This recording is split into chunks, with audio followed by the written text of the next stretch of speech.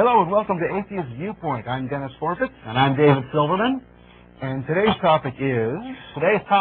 politics and patriotism. We're going to have a good time today talking about the future of the country, how it's moving forward, how American atheism is going to play a part, and how patriotism and politics affects the secular majority of this country, I would like to say.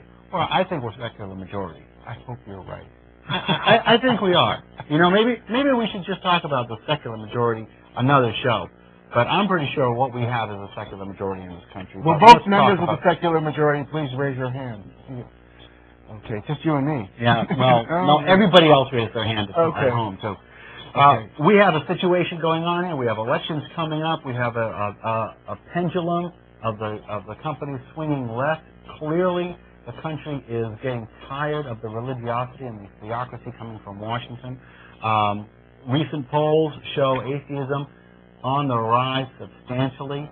I think there's a general poll showing that people who don't affiliate with any particular religion since I think 1980 has increased from like 8% to something like 16%. Right. It's doubled in the last 20 years or so. And it's double that. Yeah, it's about 16. It's about 16% for secular.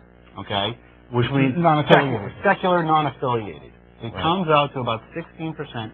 That's about 50 million people in this country. And that does not include religious humanists.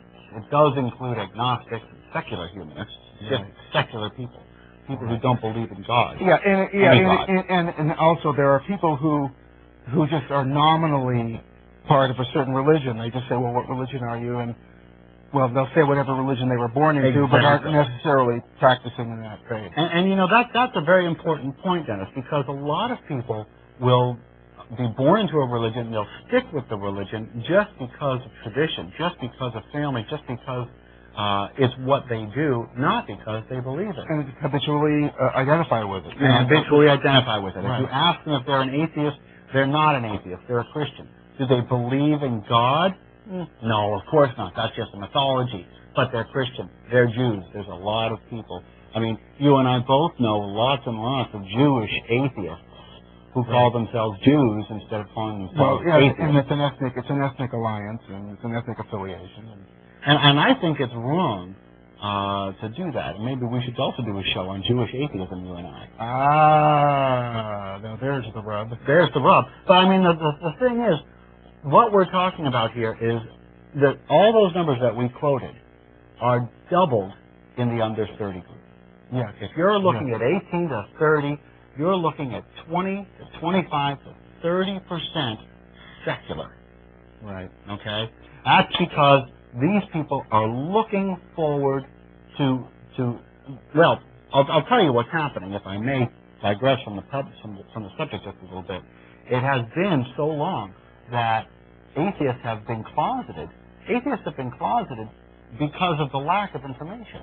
Because atheists have thought up until now that they were the only ones. Yeah, you have pockets of people who didn't think that they were the only ones. The only ones. Right. I remember when in 1997, again, going back to my first atheist event, the Promise Keepers event back in 97, walking into a room full of atheists and feeling overwhelmed because I'd never experienced that. Right. But the real answer is that every single person hearing my voice right now knows more atheists than they think they know. That's true. That's true. And I think and of course, if we've mentioned in the last show, and we'll continue to mention, I think another, aside from the separation of church and state issue, one of the most important areas that American atheists and other groups like that can cover is just to let people know that we do exist and that they're not alone. Well, that there are other people out there who are concerned about them. And you know what, Dennis? When it comes right down to it, I was looking at the McLaughlin report. This is going back a couple months, and they were talking about the phase of atheism. Is atheism a phase? Is atheism a trend? Is atheism a now thing? And the answer is no, it's not. The atheism is an evolution, and I'll tell you why. Because the isolation that kept atheism in the private eye is gone now, thanks to the Internet. The reason that atheists are coming out is because of the freedom of information that they can get. If you've got one guy who's living at home, maybe he's a kid, maybe he's a teenager, he's coming around as an atheism. Before, he was stuck. He was alone. Yeah. He was going to church. He was going to church with all of his Christian friends who also thought maybe they were atheists, but they were too afraid to say. Now, he's going onto MySpace. He's going onto LiveJournal, and he's posting comments. And guess what? People are posting comments back. So Right. all of a sudden, he's not alone. I think the internet has had a lot to do with it. I think the fact that hopefully more and more atheists and humanists and agnostics are just getting fed up.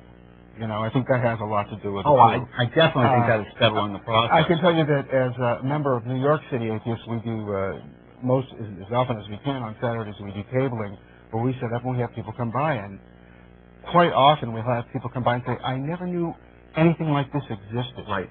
You know, so it's very important for people. And I think what is happening now is that members of the atheist, agnostic, free thought community are starting to realize that there is a community. And one of the things that I would like to, maybe I'd like to ask you this. Have you noticed that the people who come up to you and say, I never knew an organization like this existed, are of the older generation?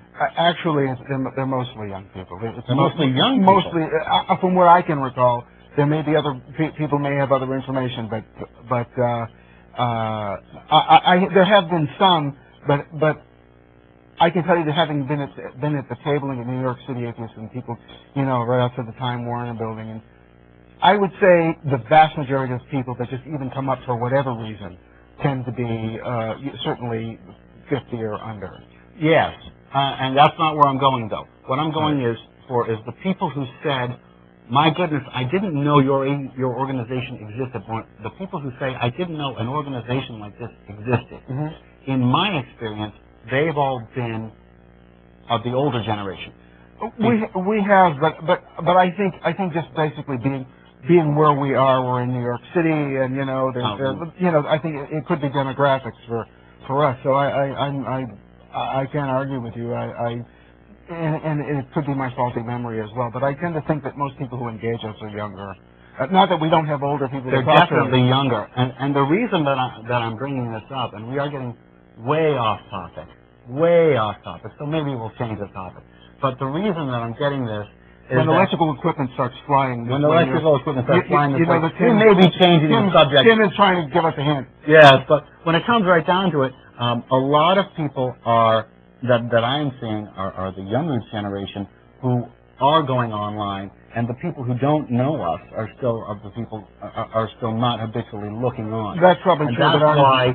That's why if I can just get this point off and then we'll get back on target, please, if you would stop digressing. The reason I want to please don't interrupt me when I'm digressing. Yeah. is that the younger people are so much more likely to be non-theistic. It's not that they're more likely to be non-theistic. It's more likely to say that they're non-theistic. Yes. Because they're more likely to go on the internet and see that they're not alone. They're more likely to meet friends online that are going to give them a support base so that they're not alone, so that they're less afraid to come to us in a booth, so that when somebody asks them what they are almost twice as likely to say that they're non-theistic. Right, and look at all these, and look at all these campus groups that have mushroomed up over the country. All over the place. Over the last 5 years. All over the place. Yeah. And Secular Student Alliance. There's nothing better than that. The Secular Student Alliance is doing great. They're at secularstudents.org. If you're a student out there listening, high school or college, you should look up secularstudents.org. They're excellent people. And if you're a parent, I cannot recommend enough Camp Quest, which is where my daughter's going. But let's talk politics and patriotism. Because when it comes right down to it, the politics and patriotism of atheism are so skewed and so intense and so embroidered in our process that we really need to address it. Yeah. Yesterday, I wrote.